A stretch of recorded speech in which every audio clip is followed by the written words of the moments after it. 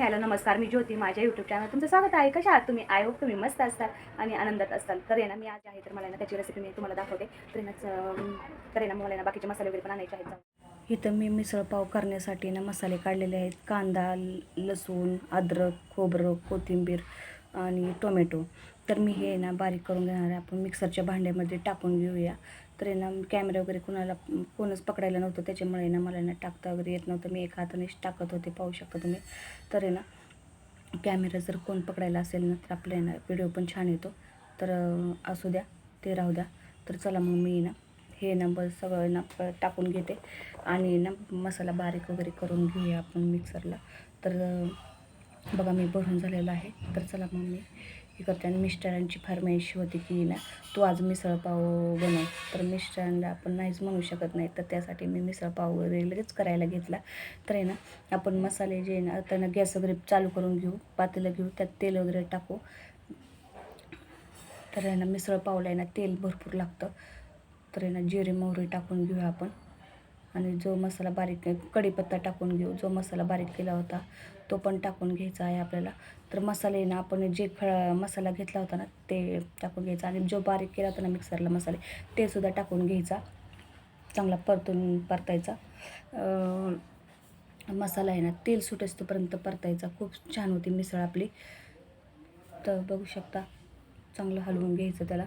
आणि हळद टाकून घेऊ आपण आणि चवीनुसार मीठ पण टाकून घेऊ, बघू शकता तुम्ही.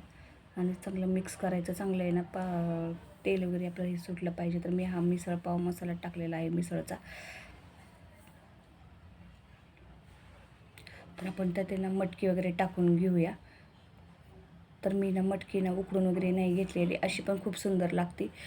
तर आहे ना तुम्ही एकदा नक्की ट्राय करा. तर आहे ना डायरेक्ट टाकली तरी चालते, असं नाही की आपण उकडूनच घेतली पाहिजे किंवा काय. तर तसं काही नाही. आणि आपण हे गरम पाणी आहे ना केलेलं आहे ना ते टाकून घेऊ. कारण की मिसळच्या ह्याच्यात आहे ना तरी येण्यासाठी आपण गरम पाणीच केलं पाहिजे. आणि कोथिंबीर वगैरे टाकून घेऊया. ही ट्रिक आहे ना खूप ही आहे की गरम पाण्याने ना टेस्ट खूप छान येते. कुठल्याही नॉनव्हेजच्या भाजीला म्हणा, कशाच्याही भाजीला आहे ना तुम्ही ना ही ट्रिक वापरून बघा. गरम पाणी करूनच वतत जा कोणत्याही भाजीमध्ये, खूप सुंदर होते. तर बघू शकता आपली इथं मिसळीला किती तरी आलेली, खूप सुंदर झालेली आहे. आणि पातळच असते, लई घट्ट पण नसते, मिडियममध्ये. कारण की आपण मिसळपाव करतो आहे ना त्यासाठी पातळच असते ती. तर आहे ना मिसळ वगैरे झाली तर मी ताळे केले बघू शकता किती सुंदर दिसते आपली मिसळपाव. खूप सुंदर झाली आहे आपली मिसळपाव, पाहू शकता तुम्ही. तर आहे ना मी ना मिसळ वगैरे ना आता जेवण करायला घेतलेलं आहे आम्ही सगळ्यांनी. तर मी टेस्ट करून बघते. तर आहे ना खूप सुंदर झाली होती. एवढी सुंदर झाली होती ना असं वाटत होतं की ना हॉटेलमध्येच गेलो आहे की काय.